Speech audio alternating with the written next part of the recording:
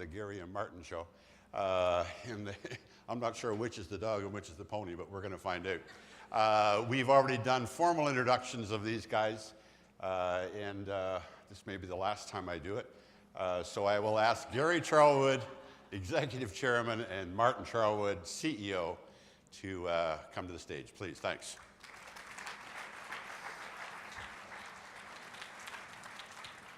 Thank you, Brian. Thank you, Governor.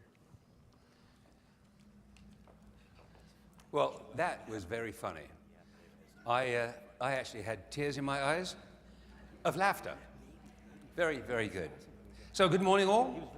The theme of, oh yeah, responsive, good. The theme of our address is yesterday, today, and tomorrow. I'm going to take yesterday and today, and Martin will take today and tomorrow. But first of all, I want to read you something. Now, after the mirth we just enjoyed, this is a little serious, because it's kind of eye-opening. It's from The Economist, which is a magazine that I read regularly. It's a weekly magazine that probably carries the most unbiased version of political events around the world. That's why I read it. It says, as New Year approached a century ago, most people in the West looked toward 1914 with optimism. The 100 years since the Battle of Waterloo had not been entirely free of disaster. There had been a horrific civil war in America, some regional scraps in Asia, the Franco-Prussian War, and the occasional colony calamity. But the continental peace had prevailed. Globalization and new technology, the telephone, the steamship, the train, had knitted the world together. Yet within a year, the world was embroiled in the most horrific war. It cost 9 million lives, and many times that number, if you take into consideration the various geopolitical tragedies left in its wake, from the creation of Soviet Russia to the casual redrawing of the Middle Eastern borders, which is much of what the problem is today, and the rise of Hitler. From being a friend of freedom, technology became an agent of brutality, slaughtering and enslaving people on a terrifying scale. Barriers sharp around the world, especially during the Great Depression.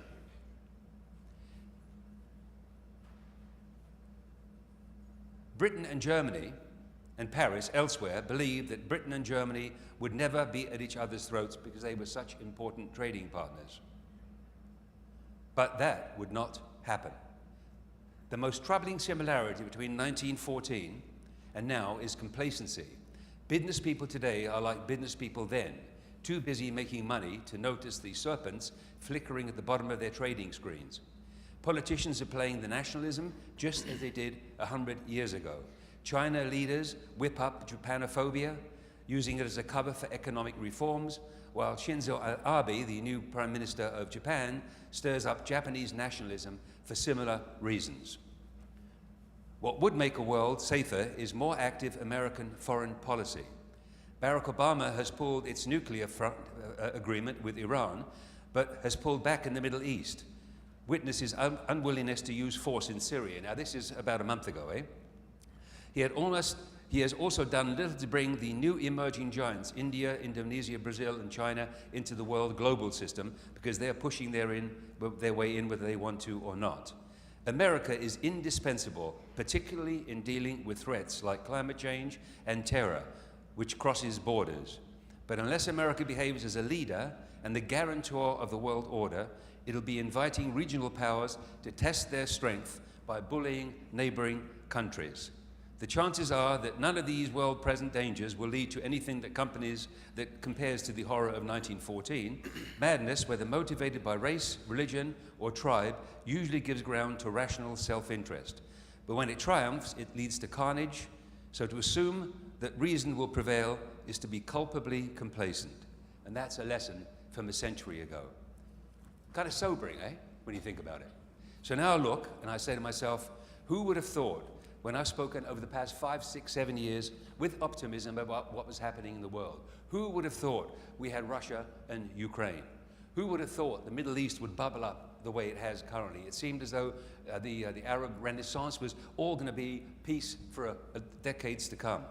The world, in my view, and probably in certainly the Economist's view, the world needs a strong USA. Now, I'm from Europe originally. I was born on the barrier. I was born in Germany, so obviously I was a kid at that time, but the Germans were at war with the English.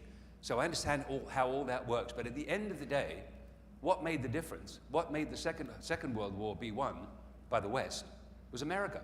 Same thing with the First World War. America came to the rescue of Europe at the end of the First World War, and it came to the rescue of Europe at the end of the Second World War. Without American power, life would have been really quite different. I would have been in charge, speaking with a different accent. But now, what really troubles me now is what's going on in Europe. Ukraine. I mean, just imagine. Europe, Western Europe, lures Ukraine into wanting to become a member of the European Union, pushes Russia. Russia does not want this. And then when Russia flexes its muscle, what does Europe do? It backs off totally, expects America to solve the problem. Backs off totally. And why did it back off? Because BMW said, don't push too hard. We want to sell our cars in Russia. Mercedes said, don't push too hard. We want to sell our cars in Russia. We want to sell Krupp elevators. We want to sell French warships. We want to sell British banking services. Western Europe caused this conflagration, and it allowed Mad Dog Putin to try and resurrect the Soviet Union. Very depressing. And Iraq and Syria would never have happened if we probably had not gone into Iraq in the first place. Saddam, I'm certainly not a fan, was a bad boy, but he did keep a lid on what was going on there. And maybe what was going on there is something we'll never understand. Ditto with Mubarak in Egypt. But it's too late now, and the world needs US leadership more than ever before. And we are so lucky to be next door to the USA. And we need to make sure that we preserve what we have here in Canada, because you've heard me say many, many times how proud I am to be a Canadian, how proud all of us are to be Canadians, new Canadians, many of us in the room. But one thing is for sure, we have to work hard at keeping problems that are elsewhere in the world away from here. We don't want people coming from there, wherever it is, to come here to bring here what was there. They left there for a reason, and they came here for a reason, and this is one of the world's greatest countries. So we have to work together.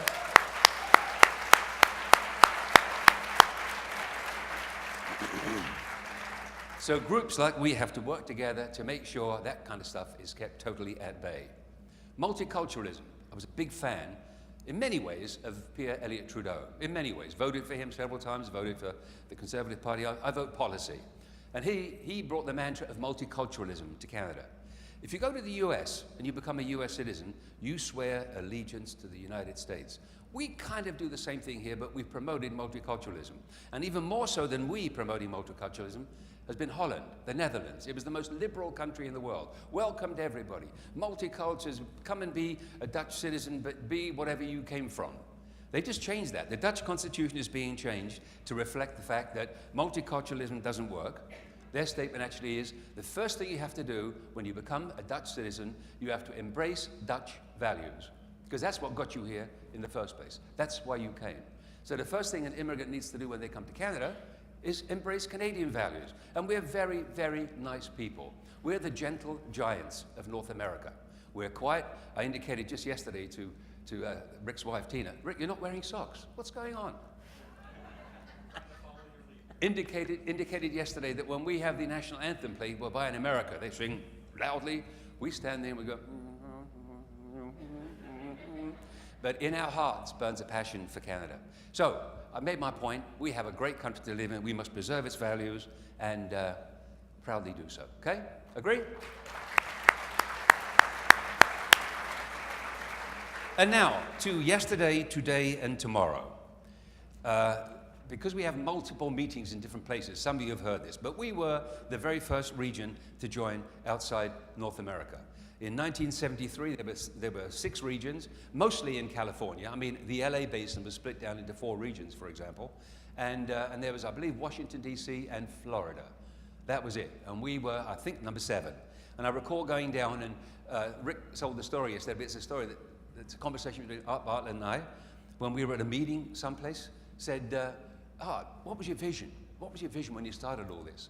And he said, with great theatrical aplomb, he said, my vision was that I would see Century 21 signs all over, and you'd think the world, and he said, all over Northeast Orange County. So the vision expanded way, way beyond that. And you know what, that original group of 32, there were 32 regions in the USA eventually, and there was Canada. And we would meet quarterly. And we would trade battle stories because it wasn't easy developing in any of our regions. We got rejected, all kinds of things, and we learned from each other. And it was a very, very exciting time, is really what I want to say. And you heard it yesterday, my office, Century 21 Hunt Realty, was the very first office of Century 21 outside the United States. But when we bought the rights to Canada, I wasn't sure whether the concept would work.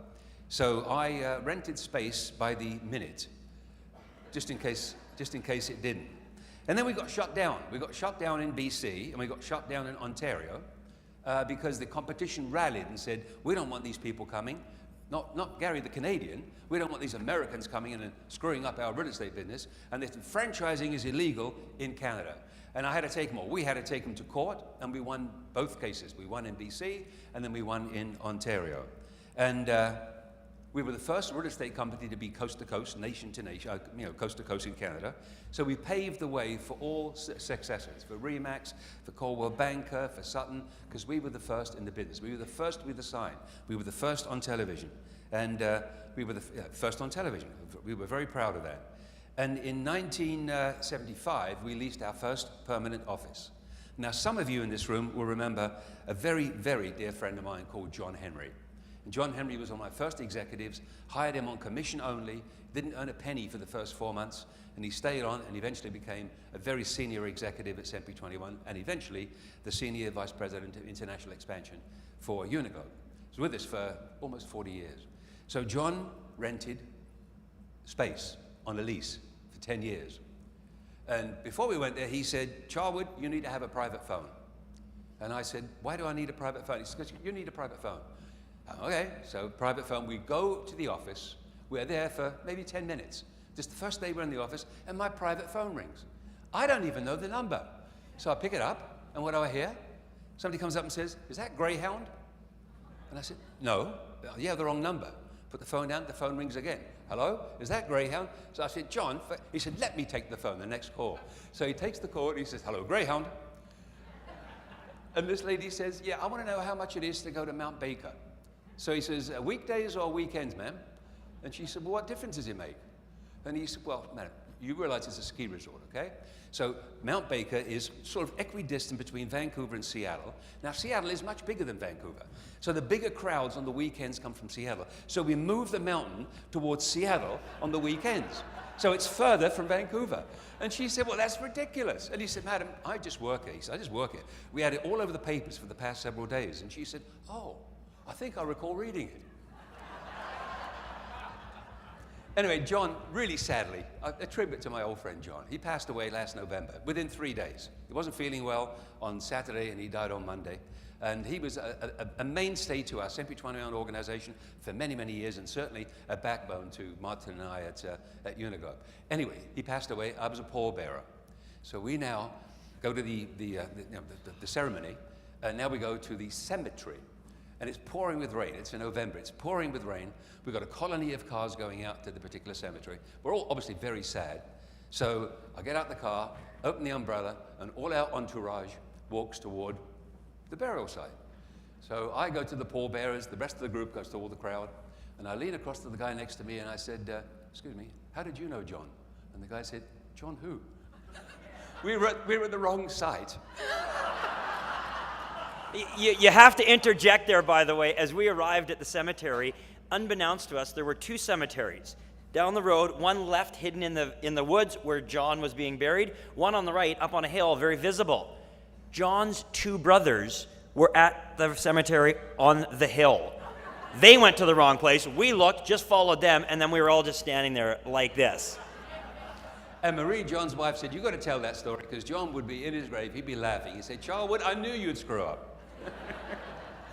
Anyway, very, very, very good memories. So in building the organization, we referenced this yesterday, I lived out of a suitcase because I was originally the closer. The team would go in, meet people, talk in terms of what our dreams and plans were, and at some time you've got to ask the question, would you please sign here? And that's what I did for a long, long time. And in doing that, I made some really great friends. And many of you are still in the room today, some of you in second generation, and I even see some third generation people coming up.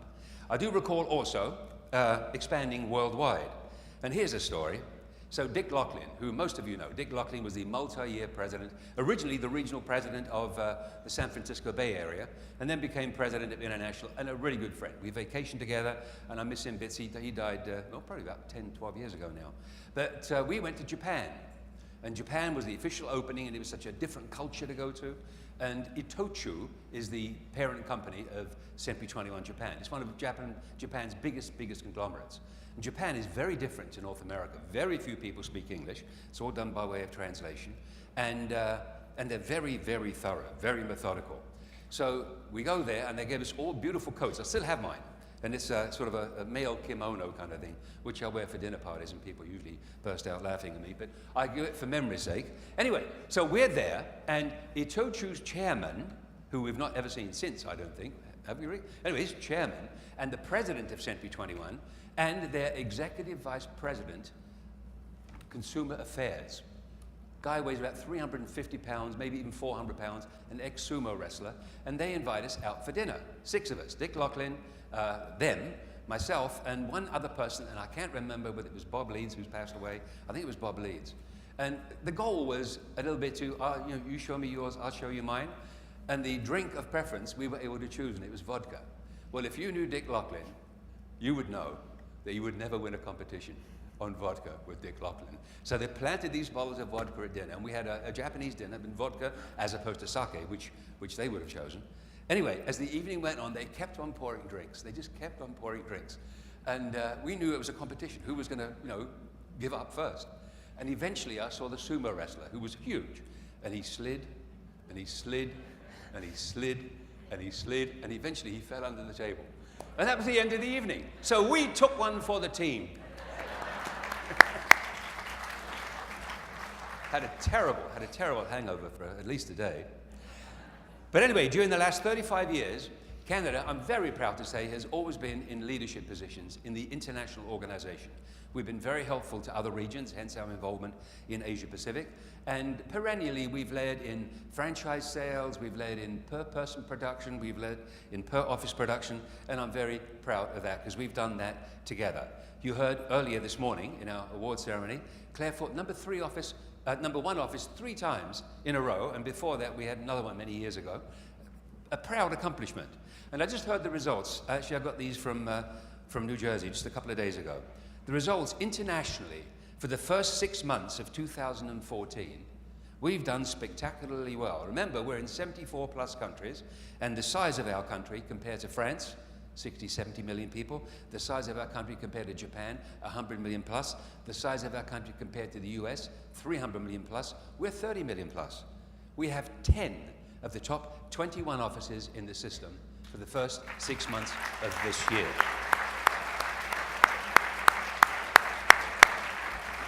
Offices.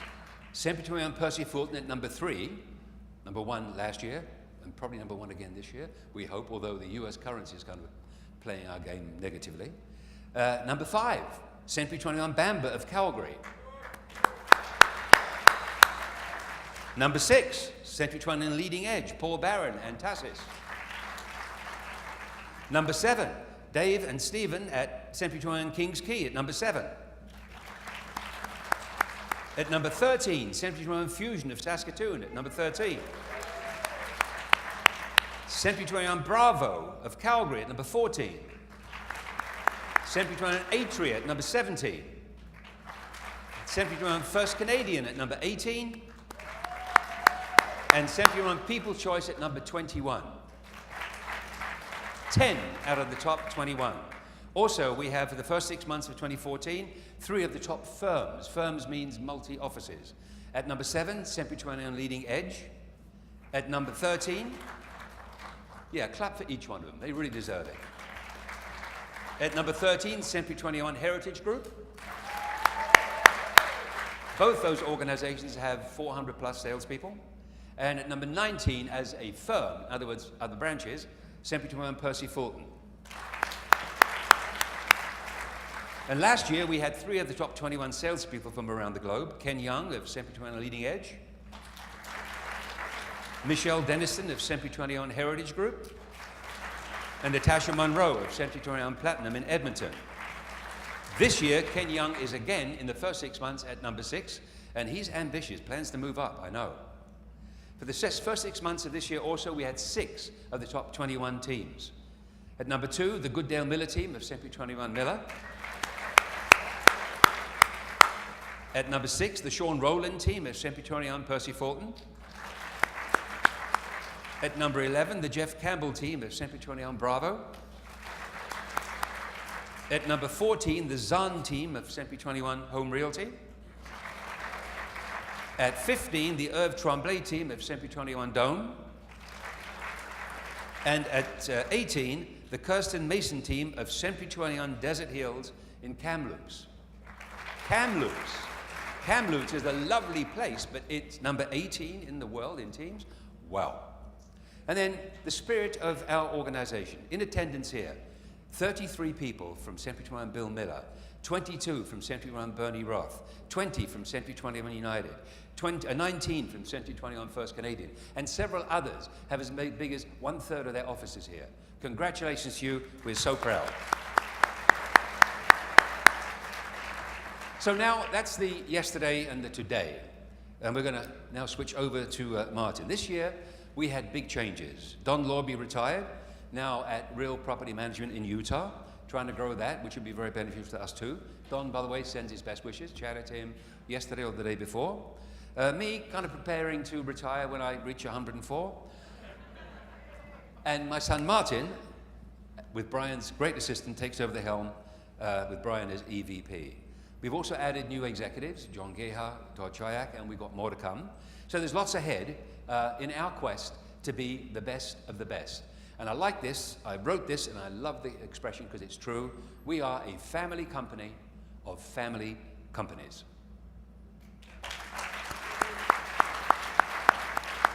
So I'm now going to leave it to Martin to tell you what's ahead.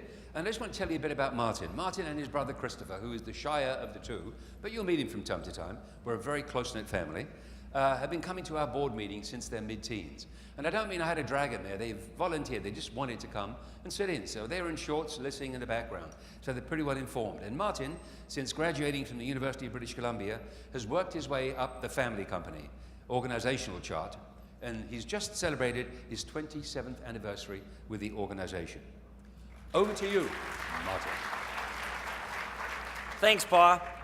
You know, there was a couple of themes that Dad spoke about there that are really powerful. The one I want to pick up on, actually two that I'll pick up on, but the first is Canadian nationalism. And we talked about the anthem. And it's so funny because we spend a lot of time in the U.S. I have a lot of great American friends, both business, socially, and through school networks, etc. And you're in the U.S., you go to a football match or you go somewhere and the American anthem comes on. It is amazing. It's incredible. And I think it's a spirit probably unparalleled anywhere in the world in terms of how gung-ho people get on it. And it is a bit weird how Canada's a lot more muted. I will say there was a period in time that was very recent where that was not the case. We had the Winter Olympics in Canada in 2010. Big show of hands, you guys participate in that? We had a head office there, both Century 21 and Uniglobe head office in Vancouver. I said to my team, as I listened to all of my friends going, oh my gosh, it's going to be a traffic disaster and people are going to come here and it's going to be chaos and I'm leaving town. I made all my plans and encouraged everyone I knew to make our plans to stay in the city and enjoy it for the value and the excitement of what it was all about. Of course, many people left the city, many tourists came in, but for those of us that stayed, we were able to enjoy an unparalleled experience. I'm not sure who the brainchild it was that came up with their torch relay, but Canada was the first group ever to decide, being a big country that it was, and the games being staged in Vancouver and Whistler, to take the torch ceremony not once, but twice, all the way across Canada. And by doing that, they turned the Vancouver Olympics into the Canadian Games.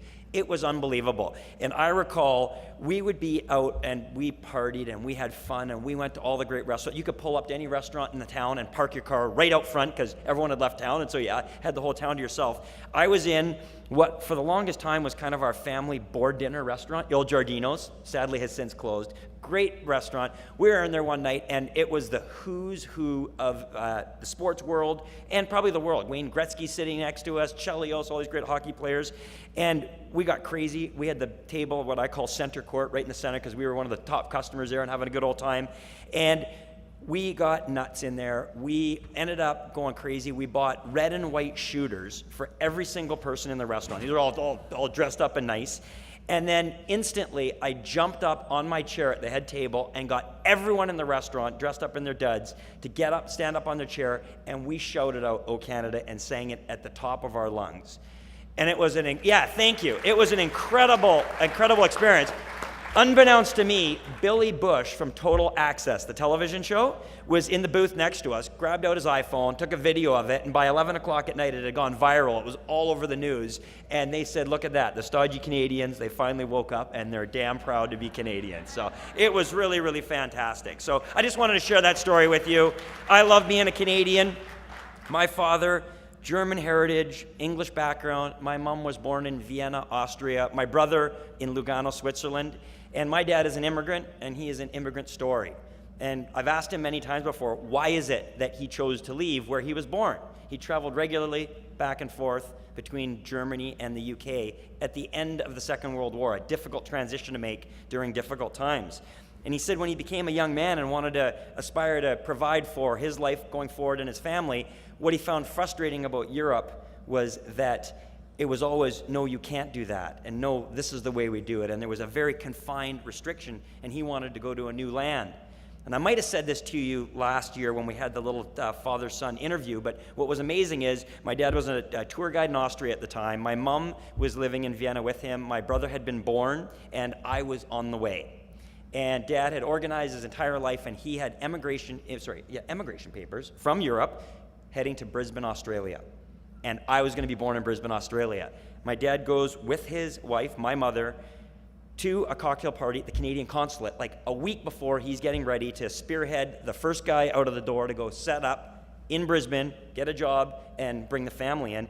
And a guy by the name of Bob Murner is the Canadian consul, high commissioner, whatever it was, in Vienna. He says, "Gary, I've been watching you. Incredible. You're a high-energy guy. You're going places. So what's on the agenda for you?" And my dad says, "Well, you know, I'm hearkening out to new lands, and I'm going to emigrate, and I'm going to Australia." And Bob Murner from Canada says, "Well, what the hell are you doing going to Australia? Have you looked at the map? Like, it's out in the middle of the ocean. It's nowhere." He says, "Have you ever thought about Canada? I mean, look at it. It's a little closer, and just below it is the U.S., and if you're looking out to strike out on your own and start a new career, that's a great opportunity in a big market south." And of course, then he pulls out the pocket picture of Lake Louise and shows it to my mom, right? Beautiful, teal blue lake, all that stuff, probably the Chateau Hotel. And my dad says, "Well, Bob, that's all great and good, but you know, like it took me a year to get this paperwork done. My second child is going to be born in 3 months, and I'm going to Brisbane. End of story. I got to get there." And that's when Bob said, "Well, but Gary, that's why you have friends in high places." 36 hours later, Gary had immigration papers to Canada instead of Australia, and here we are talking about how proud we are to be Canadians.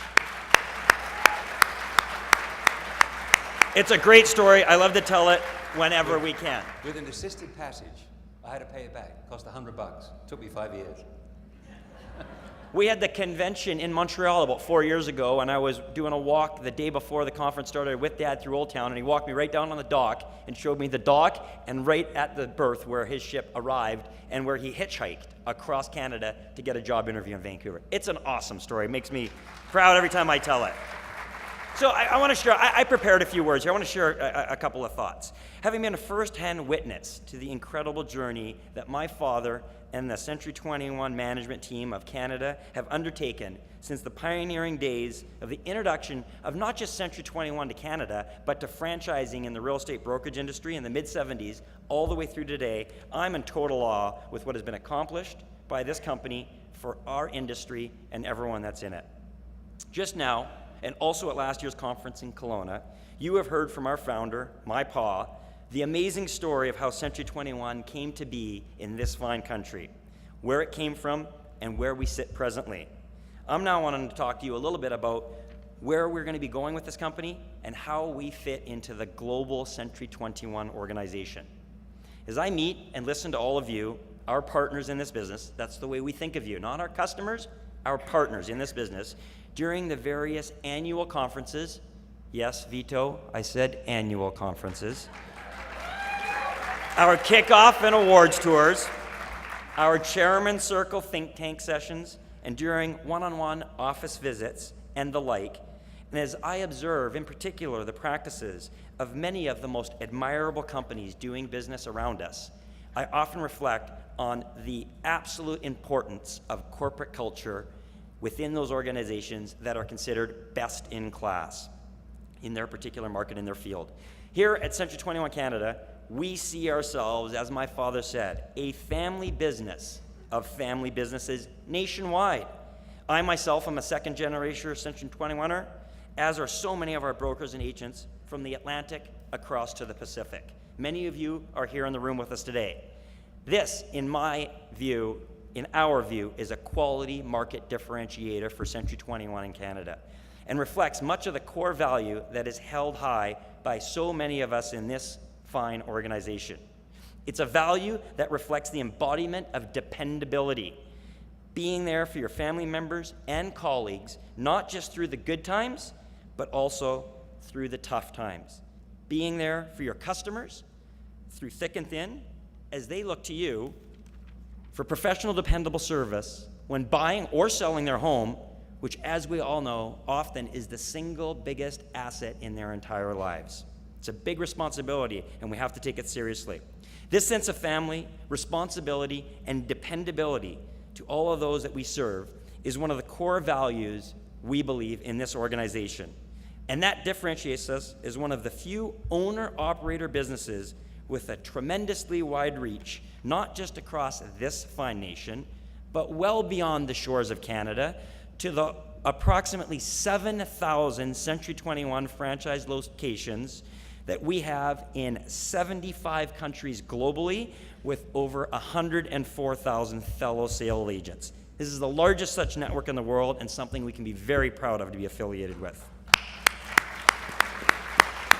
Additionally, through our partnership in Century 21 Asia Pacific, which includes the master license territories of, get a load of this list, South Korea, Taiwan, Hong Kong, Macau, Vietnam, Thailand, Singapore, Indonesia, Brunei, and the Philippines. This is a partnership we have with our dear friends, another father and son team of Ronald and Jason Wang, who themselves are the owners and operators of Century 21 Taiwan.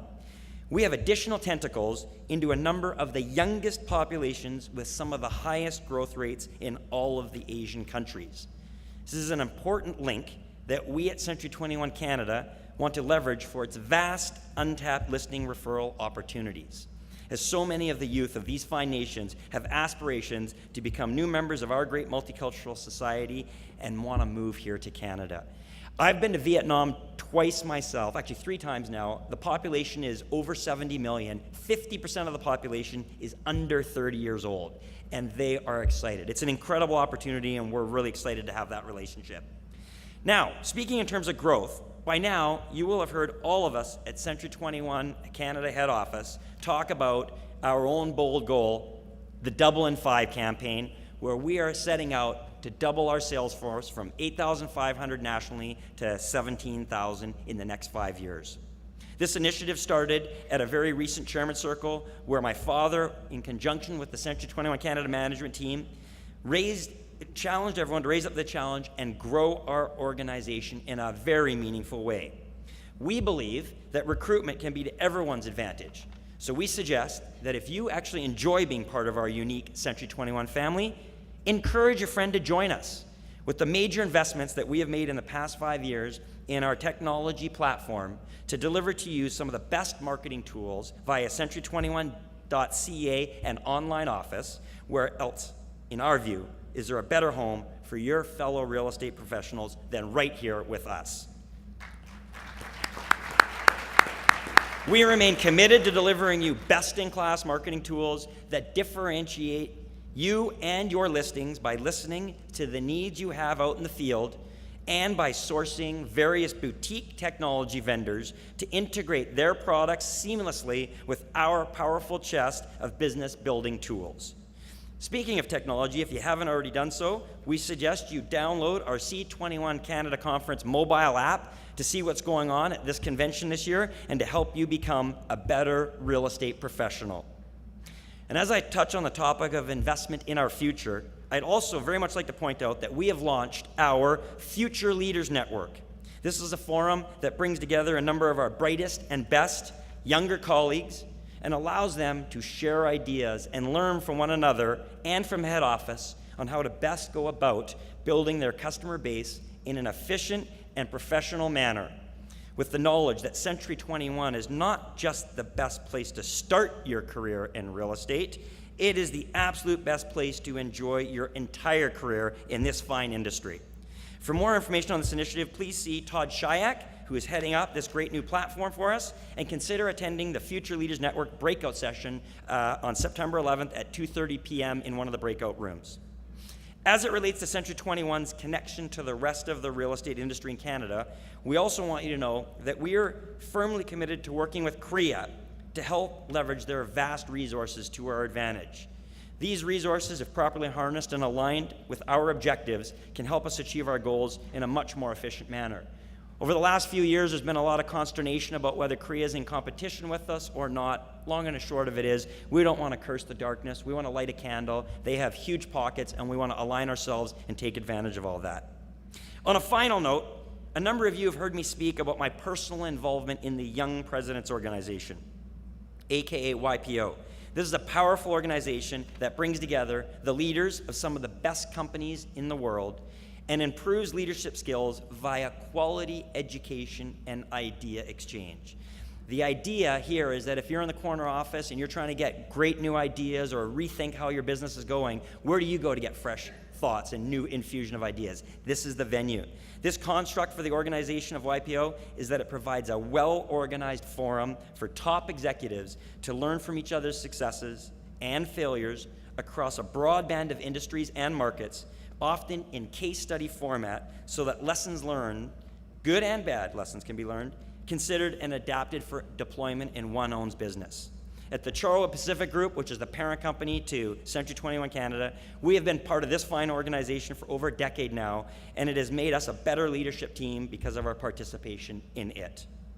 In closing, I would like you to know how proud I am to be part of the great leadership team here at Century 21 Canada, knowing that we represent the finest professional real estate organization in the world. And remember, as Rick Davidson always says, when you think of Century 21, think smarter, bolder, and faster. Thank you very much. Enjoy the convention. Please say hello.